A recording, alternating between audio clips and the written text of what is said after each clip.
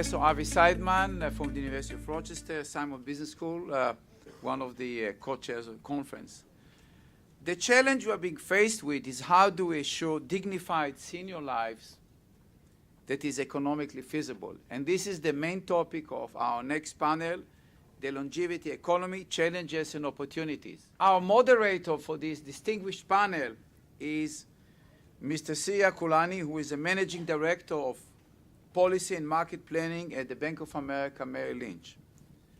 I've followed his work for quite some time, and he has two interesting characteristics. One, he's a Main Street capitalist with all the credentials, but he's also a highly innovative social entrepreneur.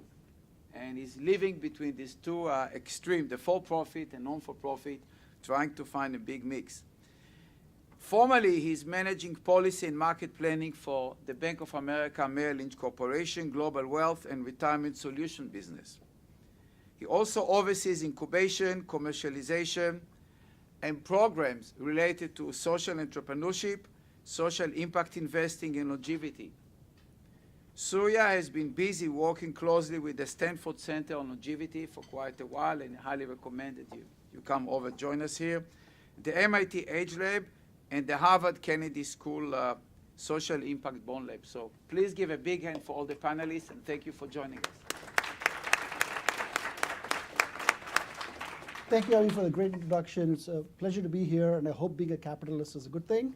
I was here 2 years ago, indeed, doing a panel on social impact bonds, and the interaction was fantastic, made a lot of connections. So we have a great theme here today on the topic of the silver economy. So what does that mean? And we have a fantastic panel here of esteemed colleagues who will dive deep into this. So let me give a quick framing on what this theme is, and then we'll go to the panel and introduce the panel and have a conversation. So as good bankers, when we heard the term silver economy, we asked ourselves, is this big? Does it matter? The Bank of America research, Merrill Lynch research staff sized the silver economy at $7 trillion. Indeed, we've produced a report called the Silver Dollar that we're happy to share with you that kind of also identifies the kinds of companies that are playing in the silver economy and the kinds of products and services that are being produced that you could invest in as investors. So what are some of the dimensions of the silver economy? So for example, more than 90% of consumer packaged goods spend is by customers over 65. If you think about my father who's 81 and redoing his bathroom and all the plumbing that goes with it. Robotics, Avi mentioned MIT Age Lab, so robotics and caregiving and robotics at the intersection, very similar to what Dr. Blumenthal was talking about. The healthcare spend of the aging population is 200% above the population's average. So we look at all that as bankers and say, there is a silver economy to be had here. So that's kind of the framing for this conversation. So let me quickly introduce our panel. So I'm very honored to be here joined by Dr. Linda Fried, Dean of the Mailman School of Public Health at Columbia University. Dr. Fried is a geriatrician and public health scientist who has dedicated a career to creating health for a world where greater longevity benefits people of all ages. As Dr. Blumenthal was mentioning in his remarks, Linda is an internationally renowned scientist who has denied frailty as a clinical syndrome and is the co-creator of Experience Corps. So Linda, it's an honor to have you here. My pleasure. Our next speaker, I'll start on the left here, is Mr. Dr. William Scanlon, Senior Consultant of Health Policy. Dr. Scanlon has been engaged in health services research since 1975, and he has served on Medicare Payment Advisory Commission, the National Committee on Vital and Health Statistics, the Visiting Nurse Service of New York Board of Trustees, and the 2005 White House Conference on Aging Advisory Committee. And we were privileged to be speakers there as well. Right. So thank you for joining us. Thank you. Sitting next to Dr. Scanlon is Mr. Bruce Wolfe, executive director at the BlackRock Retirement Institute and a close colleague of ours. He's a CFA and directs the BlackRock Retirement Institute, the firm's global thought leadership platform on retirement and longevity. And prior to BlackRock, Bruce was managing director for Allianz Global Investors and co-founded the AGI Center for Behavioral Finance. So Bruce, thank you for joining us. And our final speaker and panelist is Melissa Mitchell, another close colleague of ours at Bank of America. Melissa is the managing director of the High Lantern Group, a strategic consulting firm that helps position organizations and their leaders and their ideas in the public arena. And she's also the executive director of the Global Coalition on Aging, of which we are proud to be founding members of. And so, Melissa, it's a pleasure to have you here. So I framed the silver economy topic here. So let me turn to Linda to get some opening remarks on further this discussion. And you also talk about reaching a fork in the road as well. Sure. Well, good morning. It's a pleasure to be here. I'll start out by saying what I'm not going to talk about, at least in the opening. I'm a geriatrician, and I used to be the chief of geriatric medicine at Johns Hopkins with several of the people in the room, and spent a lot of time as part of many teams designing health systems that work for older people, and we know a lot now about how to do that. But Dr. Blumenthal spoke about that very ably, or at least opened the conversation very ably. And what I'd like to do actually is broaden out, not from patients to people, in line with the conversation about the silver economy, and posit that we're at an amazing moment in history, unprecedented in human history, that because of our investments over the last 100 years, wise investments, in science, in public health, in poverty alleviation, in education, and more recently in medical care, we have done something unprecedented in the history of human life, which is to add 30 years to human life expectancy. More than that, actually. We've added a whole stage to human life, and what we haven't done yet is design it. So we have a design opportunity or a design problem if we don't do it. The default option, I think, of not designing it isn't so hot because we revert to a lot of our myths and fears about what getting old means. And if we design for that, we're going to leave all the opportunities on the table. So I would posit that actually taking up this design challenge of what do we want this extra 30 years of life to be, has a huge silver economy in it. It also, if we designed it for what would make this great for all ages, to have this extra stage of life, we would bring out the opportunities that could well compensate for the needs we also have, both economically and otherwise. In fact, I think that we could design for something that we never had before and never imagined, which I've been calling a third demographic dividend. The first two demographic dividends are about saving lives, and we've imagined that if we have longer lives, that the asset will be that people will save money more across their life, but we haven't even imagined the opportunities of longer lives for all ages. And one of those opportunities is actually the assets of the social capital that older adults offer. We have the best educated, healthiest cohort of older adults in the history of the world, as well as globally more older adults alive than have ever lived in the history of the world. So how do we actually not lose all those assets? Some of those assets have to do with the capabilities of older adults, which are huge and accrued over a lifetime, and actually in some ways unique. And we haven't designed roles, jobs, for the contributions that older people would value making, because in fact at every age people need to wake up in the morning with meaning and purpose and a reason to get up in the morning. It doesn't matter how old you are. But how we design this is going to matter, and I'll end with one thing. The key in the lock on the opportunities is health. If people are healthy in older age, the opportunities are actually, I think, almost unlimited, and the silver economy on the upside as well as the downside could be huge. But we know a lot about health, and health is a life course proposition. In this country, we're not doing so well at it. In fact, the U.S. health status is now at the bottom of 37 peer nations because we have disinvested hugely in what we know about prevention and health promotion across the life course. And we now know that prevention works at every age and stage, that if you get the investment, you arrive at age 70 reasonably healthy and you're tracked to stay healthy. If you don't make the cumulative investments, starting from the earliest stages, people arrive at age 70 ill and are tracked to become the population that Dr. Blumenthal was talking about. And the U.S. has done, from my point of view, the data are now in even this year.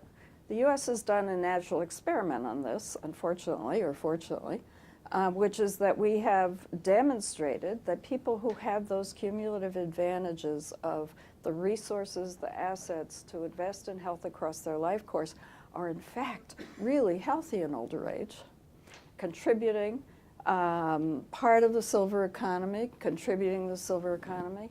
And as of this year, we now know that dementia rates are declining in that group dramatically.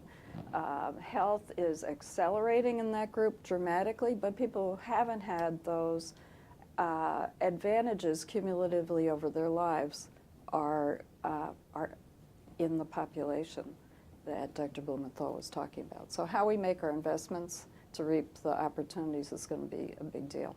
Linda, thank you very much. It occurs to me when you talk about the longer lives that we are living as populations, and if I were a student in your class just coming out into the workforce, I would look at that longevity dividend, as it were. Mm-hmm. This is me, banker, using the word dividend, and saying, I'm not going to stick it at the end of my life, but rather take that dividend and intersperse it throughout my career, perhaps. Absolutely. I mean, I often speak to undergraduates, and it's very clear, or my kids, it's very clear that 20-somethings, even 30-somethings, are doing their lives very differently because implicitly they expect they're going to live till 90, at least. And they're not often in any rush, as far as I can tell, because they have that expectation. But in fact, what you're saying is even more profound, which is that if we've added 30 years to human life expectancy, we have to prepare for a life course of huge changes, including those of the digital revolution, in how we work and what work we do and how we learn. We have a chance to mix it up hugely in terms of the life course. We don't have to have this 1/3 of our lives in education, 1/3 of our lives in work going crazy with no time, and 1/3 of our lives put out to pasture. We can think about this extremely differently with ins and outs over our life flow of education, work, perhaps a year off to figure out what the next stage is, some retraining, and then back again. So thank you, Linda. And when Bruce and I hear that, we have an instant worry, which is, will our clients run out of money? Right? And so BlackRock is the world's largest asset manager, and Bruce leads an amazing organization in the Institute. So Bruce, your perspective on financial security, Sure. drawing upon what Linda said. Yeah, absolutely. And let me kind of set the stage in my intro remarks a little bit just to make sure everybody's familiar with BlackRock and the Institute. So as Zuri mentioned, we're the largest asset manager in the world. We're not only the largest asset manager in the world, we manage more retirement assets than anybody else in the world. So I think it's safe to say that probably just about everybody in this audience, either through their defined benefit pension plan, through their defined contribution or IRA rollover, or maybe some non-retirement asset account, has BlackRock in their list of investment managers. So we're a huge influence, obviously, around the world. We're run by Larry Fink, who's the CEO of the firm. And for those of you that aren't familiar with Larry, he is a huge advocate for what the impact of longevity in the financial markets are going to have on people's abilities to not only make good financial decisions, but also have a retirement that truly reflects the dignity and security that everybody would want. And just to kind of give you one real specific example, for those of you that are interested, if you go to our annual report and you go to the chairman's letter, once you get past the financial summary that he gives, the first topic he talks about is longevity. And he goes through what the impact longevity is going to have, not only just on financial markets, but much broader. And I kind of make that point because it just reinforces that at BlackRock, we take this topic incredibly seriously. Also, he's asked us as employees to think about how can we make decisions for individuals, for financial advisors, for those that are in defined contribution plans. How can we help them make better, smarter decisions? And Larry also puts out each year a letter that goes to basically the Fortune 500 CEOs, of which we're usually one of the largest shareholders in those companies. And in that letter, he articulates what he thinks the CEO should be thinking about.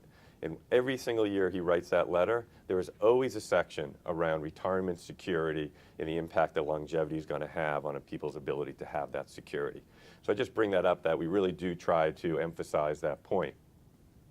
In terms of the BlackRock Retirement Institute, we're fairly new, but we're really a manifestation of the firm's goal to be a leader around change in innovation as it relates to retirement systems, not only just at a local level or even a national level, but a global level. And we've only been around for about 1 year, so it's still kind of early days. I'm the founder and executive director, as Sherry mentioned, for it, and I have a real passion for this topic.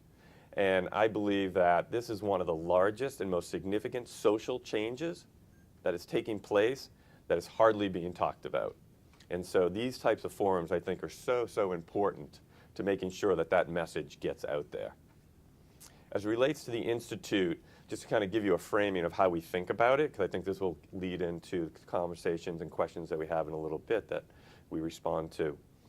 We basically have 3 pillars that really organize and define and prioritize what we do in the Institute. The first one is a holistic perspective, which you may think is a little unusual to hear from a financial services firm. But my view is when we think about retirement and longevity, we have to think about it from the perspective of the individual. And the individual doesn't just think about their financial issues. They have healthcare issues, they have technology issues, they have housing issues. They have a multitude of issues that they think about. And if there's anything that we can do at BlackRock, it ideally would be to elevate all of these different types of challenges and opportunities that are facing people as they move into retirement. And so if you were to go, for example, to our website, you would find on there a plethora of articles.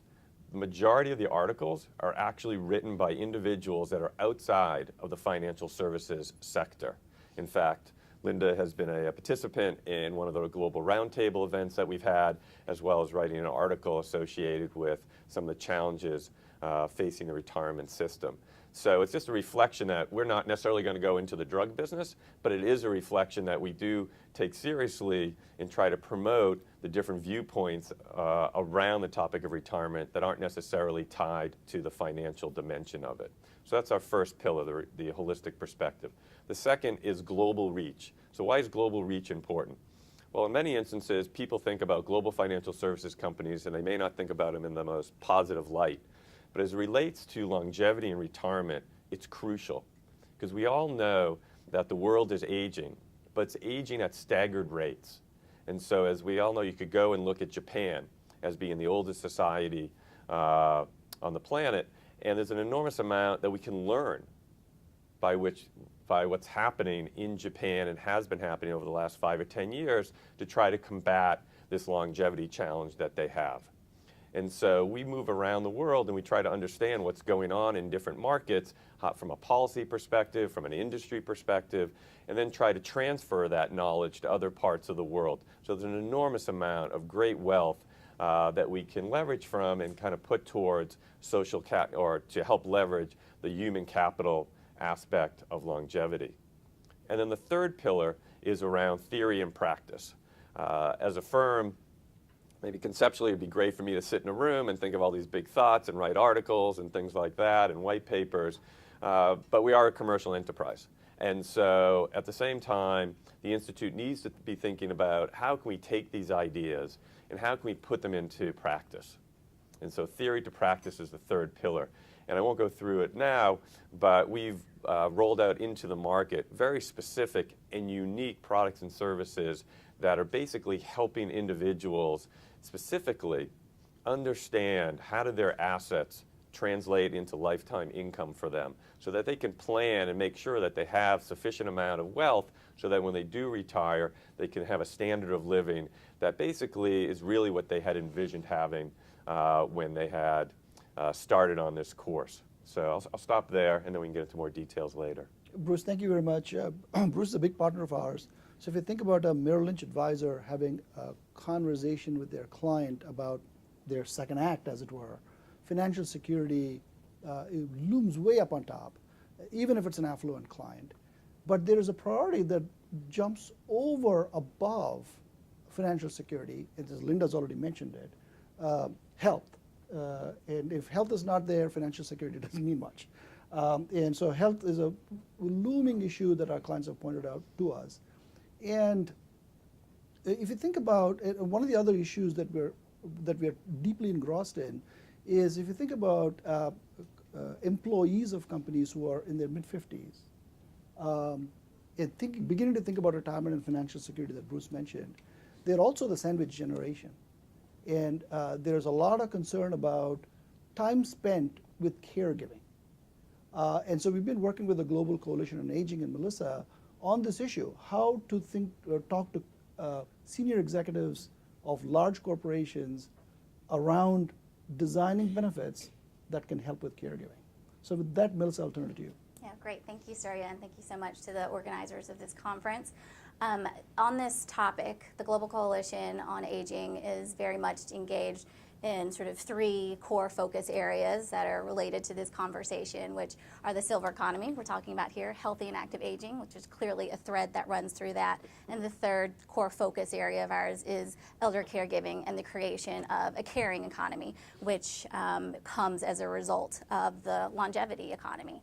And what we see and what we work on with the Global Coalition on Aging, we work with global corporations like BlackRock, like Bank of America, Merrill Lynch. Others in the room include Pfizer and Home Instead Senior Care.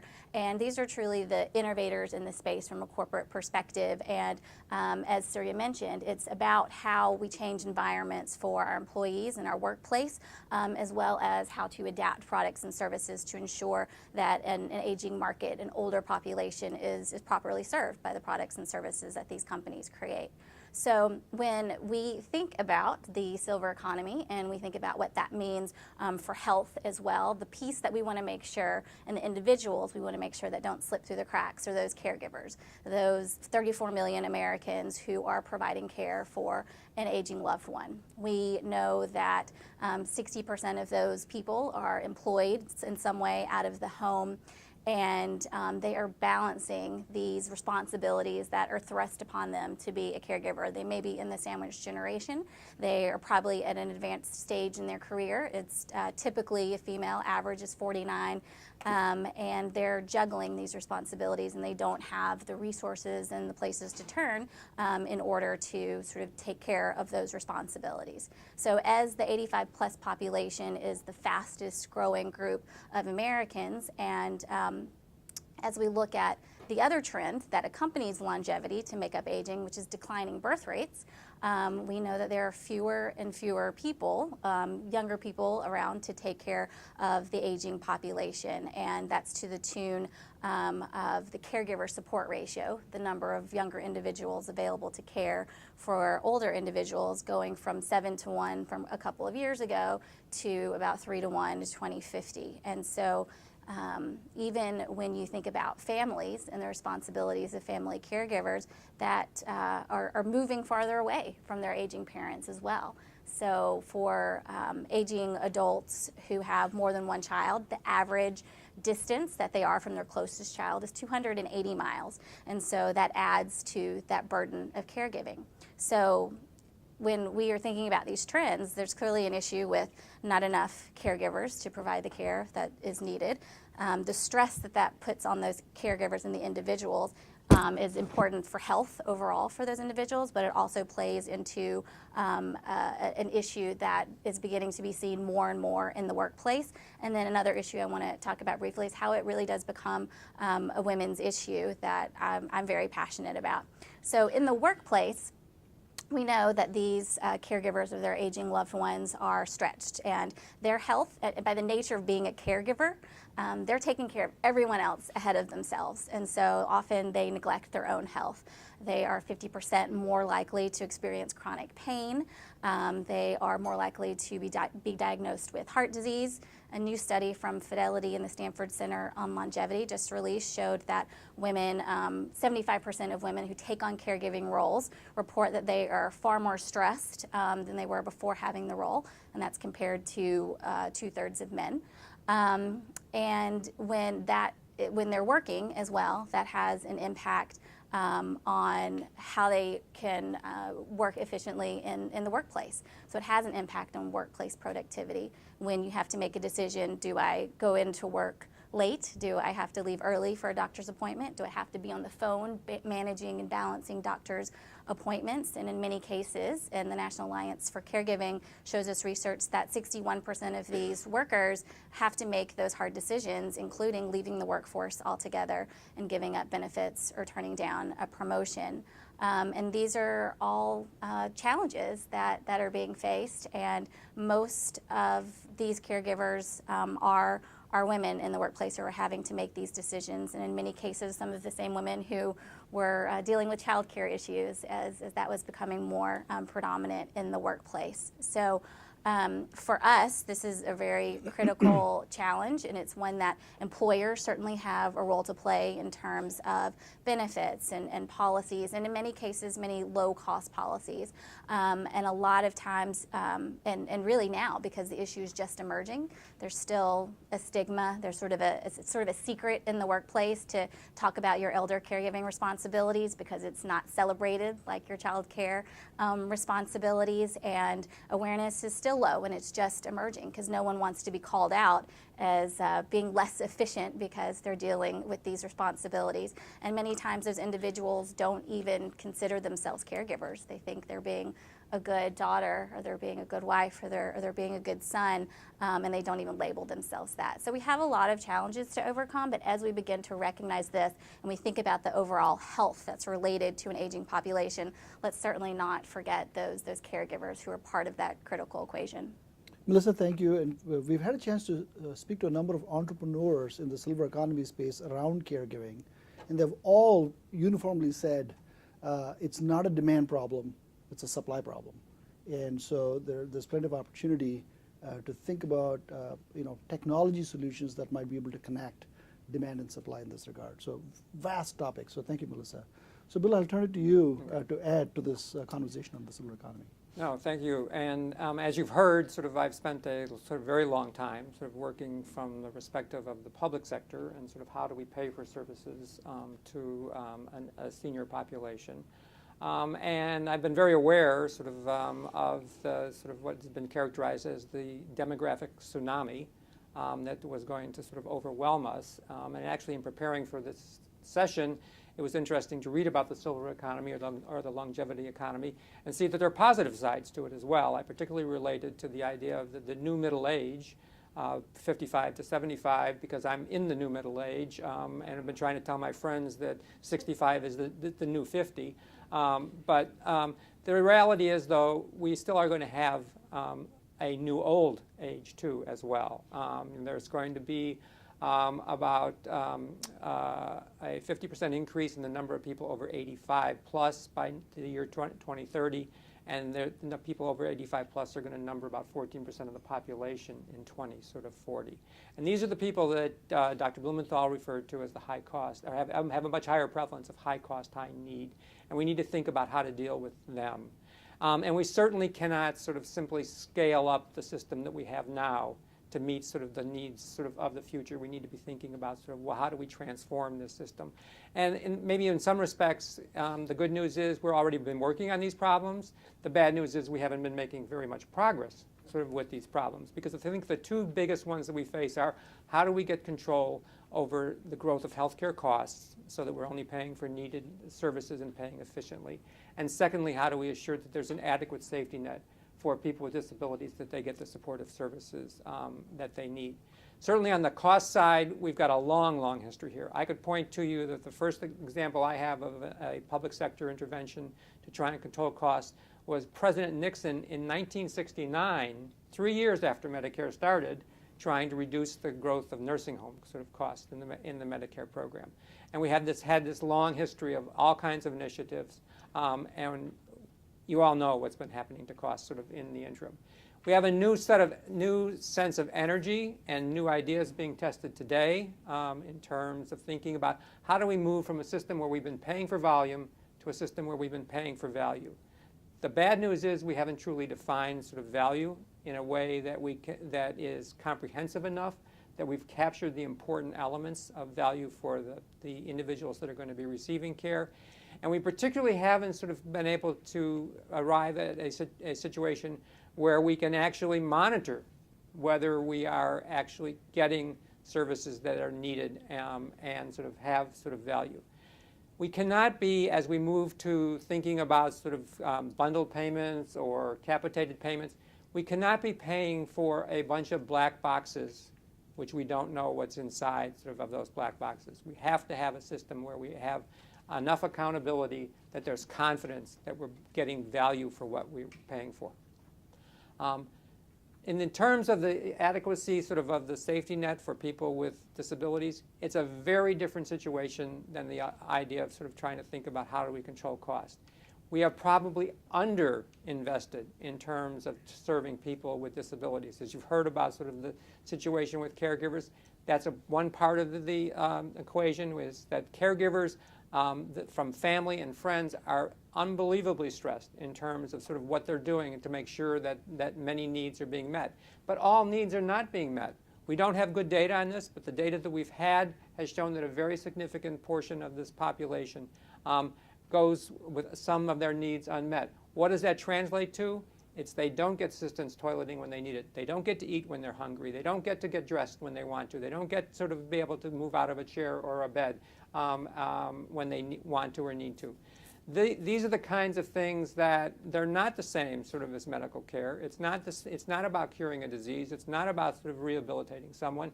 It's about how you're living your life with a disability. And it's a very, very different situation than on the medical care side. We may hope for a day when we can point to scientific evidence that says these services are effective in terms of delivering this result. For helping people with disabilities, we're talking about how do we accommodate their preferences for how they live in the presence of their sort of disability. That's a much more difficult challenge. And it's very hard to think about how the public sector can set up benefit policies sort of to handle that. Let me end sort of by echoing what Dr. Blumenthal said at the end about sort of we need to get the information flowing sort of better, since this is a d.health conference. I mean, I think it's appropriate. We are not going to make progress if we continue in this world where we have this major distinction between what I'll call administrative data, which is what, as a payer, we see on a claim, versus what is known about an individual or sort of a patient. We've got to somehow sort of merge the clinical and the administrative data and do it in a way that's safe for the patient and that there's trust, and that we can learn from it, as opposed to the world we have now where the silos in the data front are actually handicapping sort of progress in terms of thinking about how we improve sort of the way we pay for services. Thank you. Bill, I think there are maybe two sets of silos, it occurs to me. There's one set of silo around health data. There could be another set of silos around financial data. And imagine in a world where you can connect in a deduped way financial data and health data to really do some crosstabs, which could be pretty powerful. It would be powerful. I think it would also partly show sort of the reality that that those who have had sort of more advantage through their life end up sort of in a better situation. And I think and again, I would emphasize that one of our real challenges, which we potentially do not sort of focus on enough, is the safety net. We have been leaving that to the determination of individual states who are not all in the same position financially to be able to support the populations that they may need to serve. Totally agree. In just a couple of minutes, we'll switch it to you to see if there are any questions you might have for the panelists. But let me quickly do a round robin on maybe a specific opportunity as you look into the silver economy that you might suggest to our audience. Linda, I'll start with you. There's so many. I guess one thing I'd like to mention is that I think that, well, two. One is that there is a huge opportunity to imagine the health system we need and that we would want, and to design it both in a 21st century way with the kinds of technology backbones that would enable it and unite it with geriatric care models, certainly in older ages, that help people stay healthy as well as provide humane and patient-centered care. The other flip side, which I think is something you were alluding to, is that I think one of the huge opportunities is on the workforce side. So the projections are that in the face of the fourth industrial revolution, we're going to see in the world, and including the US, loss in the next 15 to 20 years of 47% of the world's jobs. I think societies wouldn't handle that very well. If in fact that's the situation, we need to prepare for it. And so older adults provide both the opportunity to, in their care needs, to create a whole new kind of service care force if we designed it well for career opportunities and for skill and growth and expertise. But we also have a huge opportunity to harness the assets that older adults bring to actually build new jobs. There is a myth which we have to dispel because there's no basis for it, which is that if older adults are working, then young people aren't. And in fact, the truth is the converse, because it propels wealth and the economy to have more people working. Thank you, Linda. Melissa, your thoughts on our opportunity? Yeah, I think I want to add on to what Linda was saying, because that's what I was thinking in lines of my topic today, really talking about the caring economy and the growth of a whole new economy, a set of workers who can provide care. And it's a combination of really a high-tech solution with a high-touch solution that is really going to be required. And we know that there's a dearth of geriatric specialists, geriatric nurses, there's a dearth of caregivers, and the more that we can do in sort of capturing the opportunity of how do we recruit people to these professions, how do we look at professional caregiving really as a career opportunity, but also as sort of a second act opportunity. I know Home Instead Senior Care is here today. We work with them. I think 2/3 of their professional caregivers are over the age of 60, and so it's caring people who find a new opportunity. They want to keep giving back to society at the same time they can enhance their income. And so I think there is a really huge opportunity in sort of maximizing the potential of this caring economy. And again, it's really finding that right combination of collaboration across government, the private sector, NGOs, and using technology and people in the right combination to make sure that care is provided, and therefore the health of our seniors and the health of our caregivers improves. Those two ideas build on each other. So thank you, Melissa. Bruce, your thoughts on opportunity? Yeah, sure. So I'd probably build on the point that Linda made, that when we think about healthy lives, right? We always talk about early in your life, if you take care of yourself and do all the right things, it pays dividends later on, and so that you have an older period of your life where you also are healthy. I would take that analogy and apply it to finances and say that if individuals early in their lives are doing the right things from a financial perspective, and usually that means saving money, that too will allow them, when they move into older age, to have the finances and the wealth to be able to live a life and a standard that they're accustomed to. When you think about that, that means early on we need to encourage young people to save money, invest in the marketplace, recognizing we're talking 30, 40, 50, 60-year time horizons that money can be invested in the marketplace. And we all know that the most powerful aspect to finance is compounding, the idea of time. And so the more we can encourage people to put money in the market early in their lives, they will have a higher probability of being able to have sufficient assets later on in life. I would also say this idea of longevity and having multiple phases, which we very much feel is going to happen over time, and going from the three-phase life of education, work, to retirement, to multiple phases of moving in and out of the market. From a finance perspective or a financial lens perspective, that means there's going to be more decisions that individuals are going to be making through their life as it relates to their finances. Should I leave, take some time off from work? Should I go back to work? Should I do nonprofit? Should I go back to school? And so likewise, we feel very strongly that people need to have a certain foundation from which they have knowledge so that they can make these types of decisions. So we're also an advocate for the idea of increasing the amount of financial literacy, knowledge, the ability to have smart decisions around finances is another kind of key dimension that we believe is important. And the last piece I'll leave with is individuals have a instinct to think about themselves as not living as long as they're going to live, right? If you go and you survey people and you say, how long do you think you're going to live?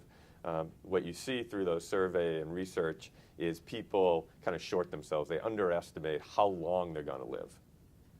They also overestimate how long their assets would help them through their life, how long they're going to last.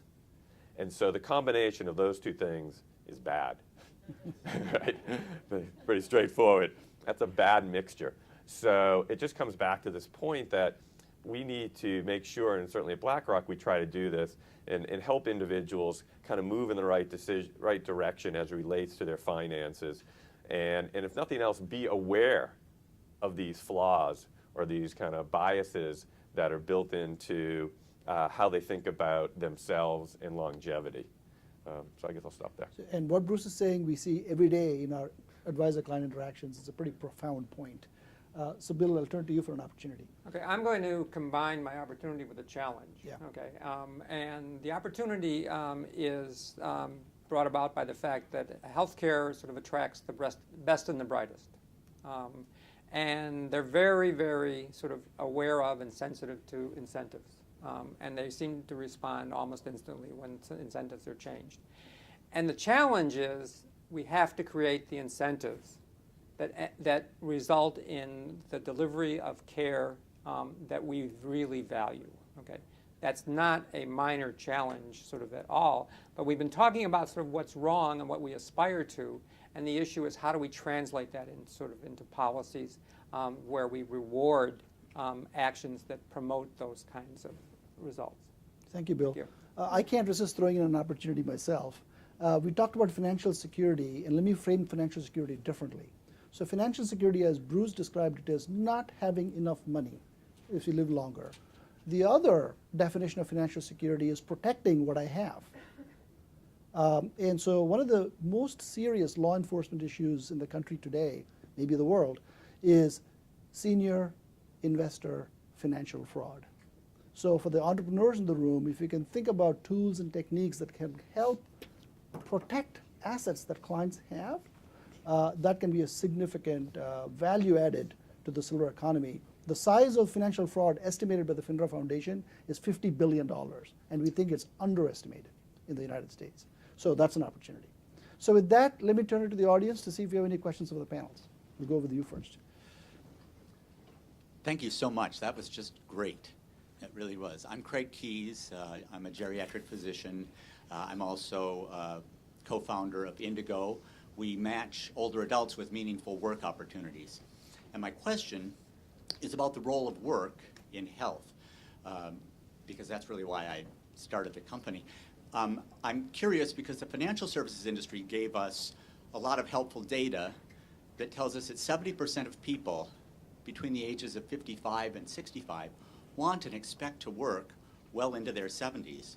But very few of us are able to find and land those opportunities. And what I struggle with as a practicing physician is health in the abstract is just not particularly compelling or engaging. We tell people what they should do. We make a list of all the gaps they have and all the things they're missing. And somehow, just like with our kids, it doesn't really make a dent.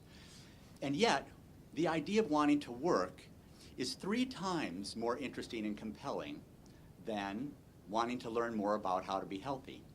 So I'm wondering, what are your thoughts about labor policy, about health policy, and about entrepreneurial activity to advance health outcomes through work opportunities? Anybody? Anyone want to jump Yeah, in? I mean, Linda? go ahead, Linda. You start your on the health side. So thank you for that fabulous question. This group could probably spend 5 hours responding to it. That's my hope. But I'll start with a few thoughts. One is that there is no question that having a reason to get up in the morning, having structure in your life, having meaning and purpose, having goal-directed activities is the foundation of health, as well as the social protections and security of having food and housing, et cetera. The data are very strong. In fact, if you don't have those things, absent all other factors, you're much likely to die 7 years earlier. So this is a very big deal, and the assets of older people include a desire, actually, not just to have that, but actually to combine in their roles meaning and purpose at an age-specific level, which is the deep felt need for successful aging to feel like your time on this earth mattered, that you can leave when you die, that you can leave having left something behind of value that will endure beyond you. There's a term for that, generativity, but those are huge needs which define and create wellness. So what do? Like you, as a geriatric physician, I spent a lot of years taking care of patients whose main problem was the absence of all of that. And it was making them sick. And in the late 80s, I used to write prescriptions for them to go out and find something that mattered to them to do. And it didn't matter if they were a retired CEO or an ex-lithographer or an ex-housewife or still a housewife. 98% of them returned unable to fill their prescription, whether it was for work or for volunteer roles where their assets were being utilized. Too often, a retired CEO would say, "I went to volunteer, but they put me in a corner licking stamps." And honestly, I have more to offer than that. I don't have that much time on the earth. I'm not going to spend my time doing that, even if it's a great organization. So part of the design challenge, I think, the very central design challenge of this extra 30 years of life for society is to design roles that harness unique assets of older people. And I've only touched on them, but the science is quite compelling that older adults also bring unique intellectual and creativity assets that younger people don't have. But there is a huge span of work roles. And honestly, even though we're worrying about job loss, we also need those assets but we have to go about designing them. There are models. There are lots of experiments going on. I was responsible for a couple of them. One of them is a program called Experience Core, which I designed many years ago, which is now in 23 U.S. cities with AARP. So it's a senior volunteer program deploying the social capital of older adults at a large scale to transform the success of children in public elementary schools. But hidden inside of it, since you say health doesn't really get people that excited, is a very evidence-based investment in keeping the older volunteers healthy. We could design many more models. Society would be the better. It would be a public good set of roles for older adults in an aging population, but as probably the rest of the people on this panel are going to say, employers are also realizing that they need their older workers and that we need to design new pathways, flexible approaches, ways to keep older people in the workforce, and there are a huge number of experiments going on around that. In the interest of time, we'll go to another question at the Thank you so much. Steve Landers, I'm a family doctor and geriatrician, but I'm most proud I've been adopted by the visiting nurses. It's Nurses Week, so I think I want to make sure we recognize that here in the conference. Now, I had a lunch with one of our nurses a few weeks ago that I thought was really poignant about what's been raised. This was an 80-year-old nurse who's incredibly vibrant, good. She's digital. Okay, she's out there working, on a tablet and a mobile device, has the information highway right at her fingertips in the people's home. And actually, I was having lunch with her to try and convince her not to retire, because I knew that a new nurse is, more of a generalist, a general carpenter, and this person, she's like a cabinet maker. She's an elite artisan, and the letters that come in from families and and I know the results that they're getting in terms of keeping people out, it's just incredible. And I've been talking to our employees and saying, we need older people, whether it's as nurses or personal care workers, and I was excited to hear, I got to learn what Home Instead's doing as well to get their advice on this. But as a CEO today, I want to position our organization to both retain, recruit, retrain older workers into helping people, with home and community care.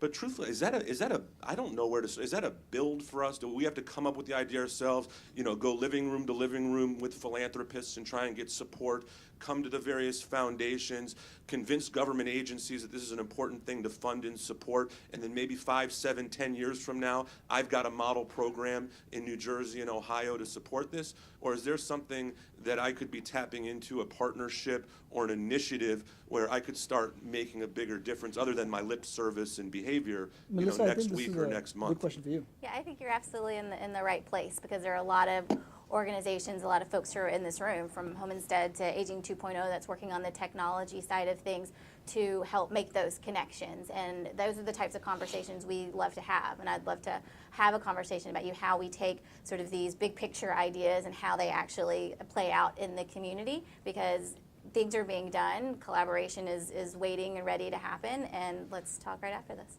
We have 5 minutes, we have maybe time for 2 more questions. As an occupational physician, and probably the oldest person in this room, it's very important to talk about work now. People can be engaged, but I want to add the term healthy work. And this is not looked at universally.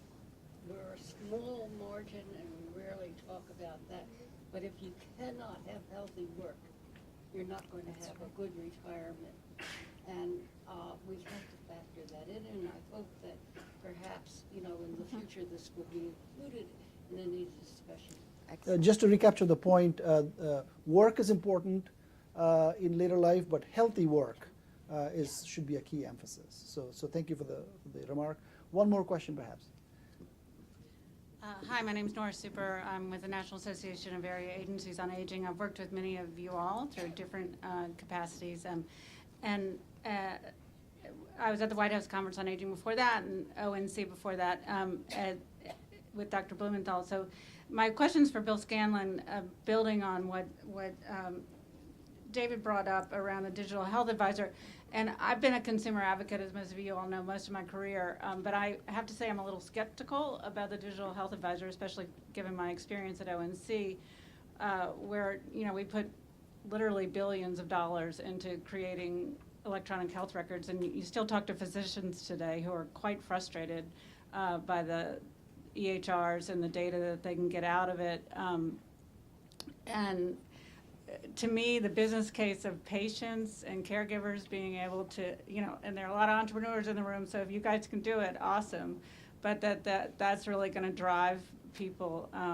And Bill, you mentioned, so you're an economist, you know I'm not, but I'm married to one. So I'm looking at the, you know, the idea that we are pushing a value-based system where now we're pushing all these health systems and physicians to get so much data into the systems that we're compelling them to do, and now working on behalf of community-based organizations like AAA's that they put all this data in about all the people they're serving, and they can't even see the data that they're putting in. You know, the health plans or the hospital systems won't even give it to them to look at the populations they're serving, much less the patients themselves or their caregivers. So I have to say, I'm pretty skeptical because the drivers are the economics of saying we want to see the data that we're demanding that you give us a value. So I just put that back to you as an economist, putting that hat on.